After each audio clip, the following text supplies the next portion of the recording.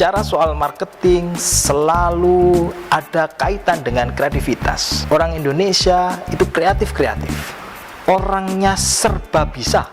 Baru-baru ini muncul pengusaha-pengusaha kreatif mampu melihat peluang di masa pandemi ini. Kreatif membuat segala bentuk minuman herbal yang berbahan empon-empon, yang diyakini mampu bisa menjaga daya tahan tubuh kita, cepat menangkap peluang.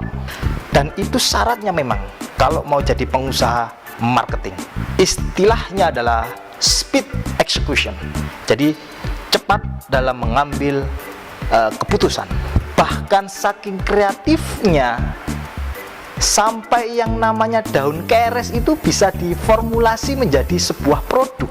Saya pernah punya mahasiswa santri di kelas madrasah marketing ini, dan di beberapa kampus tempat saya mengajar, dia kreatif.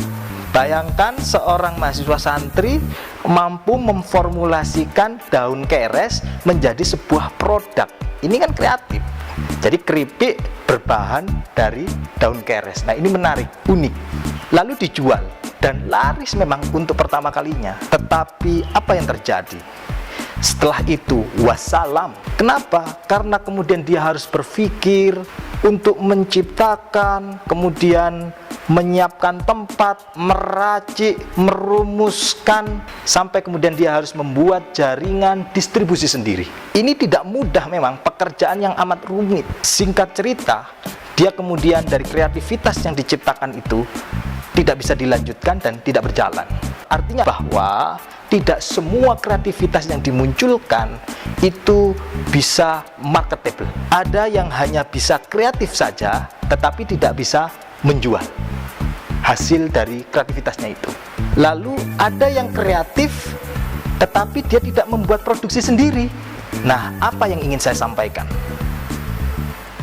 Bicara soal marketing berarti bicara soal zaman.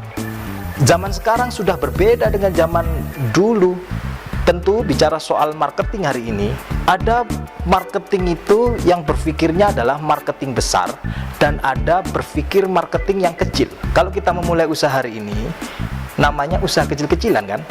Kita bisa pakai media sosial, Instagram, Facebook, semua konsumen bisa kita jangkau untuk saat ini. Kita tidak bisa berpikir marketing besar-besaran seperti zaman dulu. Misalnya perusahaan besar seperti Unilever dan perusahaan-perusahaan besar yang lainnya, mereka punya produk sendiri, punya jaringan marketing sendiri, dan mereka memulainya itu ada yang dari 30 tahun, 50 tahun, dan bahkan ada yang sudah sampai 100 tahun yang lalu.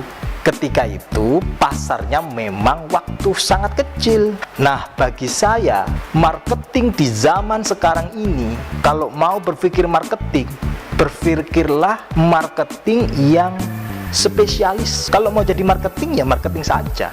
Nah, bagi yang mau punya usaha sendiri, fokus saja mau jadi pengusaha marketing atau pengusaha produksi. Tapi kalau mau memikirkan produksinya, kemasannya, tempatnya di mana, jaringan distribusinya, marketing, after marketing, mulai dari huruf alif sampai dengan huruf lam alif hamzah, ya berat Pak. Satu, modalnya besar. Yang kedua, rumit guys. Yang ketiga, belum lagi mikir bagaimana produknya ini bisa sampai ke tangan konsumen. Ini berat sekali guys. Seperti di awal tadi kisah seorang mahasiswa santri di kelas madrasah marketing yang tadi sudah saya sampaikan. Ini kalau dalam ilmu marketing namanya integrated marketing. Desainnya, bikin produk, buat kemasan, lalu kemudian dia riset, lalu menentukan harga, lalu membuat saluran distribusi, marketing, dan after marketing dia pikirkan sendiri. Nah, ini namanya integrated marketing. Saran saya adalah fokus saja jadi pengusaha marketing. Coba kita lihat, mereka yang fokus di bidang marketing, di pinggir-pinggir jalan itu ada merek-merek baru yang banyak itu. Dia fokus marketing, dia tidak punya produk, Dia fokusnya adalah hanya menampung produk-produk yang bermerek-merek itu di dalam place tempat saja. Sama rak untuk menampung produk-produk yang dengan merek yang banyak tadi itu, untuk mendisplay produk. Loh, itu biaya display saja bisa mahal loh. Ada yang sampai dengan 50 juta, ada yang hanya 5 juta, ada yang sampai 10 juta. Ayo, Anda mau taruh barang Anda di mana? Kalau di sebelah bawah sini, berarti Anda harus siapkan anggaran 20 juta. Kalau di atas ini, yang di tempat ini banyak orang yang melihat, maka Anda harus menyiapkan 50 juta. Silahkan, ini keren kan? Dan itu banyak yang datang.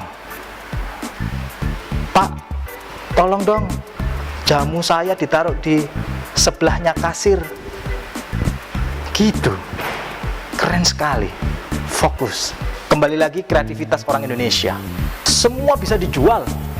Orang kreatif ini, tanaman pisang itu buahnya dijual, lalu kemudian daunnya juga dijual, lalu bahkan deboknya, batangnya itu juga bisa dibuat menjadi sebuah produk kerajinan yang kreatif lalu dijual.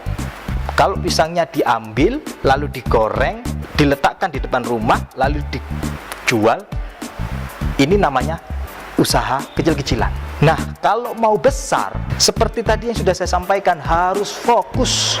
Jadilah pengusaha marketing yang fokus dengan marketing. Di pesantren kita, Mukmin Mandiri, para santri sukses memproduksi kopi dan hasil produksinya dijual tidak hanya di pasar domestik tapi juga dijual ke luar negeri. Dan kini mereka sudah mulai membuat produk air mineral merek Kiai. Ini bagi saya adalah kesempatan yang paling bagus untuk kita yang mau fokus menjadi pengusaha marketing. Produknya sudah ada. Nah, apa yang bisa ditangkap dari pemikiran besar ini? Jadilah agen distributor yang menjadi bagian distribusinya. Ini menarik. Silahkan Anda berkunjung di pesantren Mukmin Mandiri, lihat, gali, dan prospek potensi bisnis yang ada di pesantren kami ini, yang memungkinkan untuk Anda bisa kerjakan. Dengan menjadi bagian dari suksesnya usaha di pesantren kami, insya Allah Anda akan mendapatkan kenikmatan tersendiri dan mudah-mudahan membawa berkah. Karena dengan membeli produk di pesantren kami, berarti Anda turut serta membantu perekonomian pondok pesantren dan pengembangan pendidikan di pesantren kami. Terima kasih. Wassalamualaikum warahmatullahi wabarakatuh.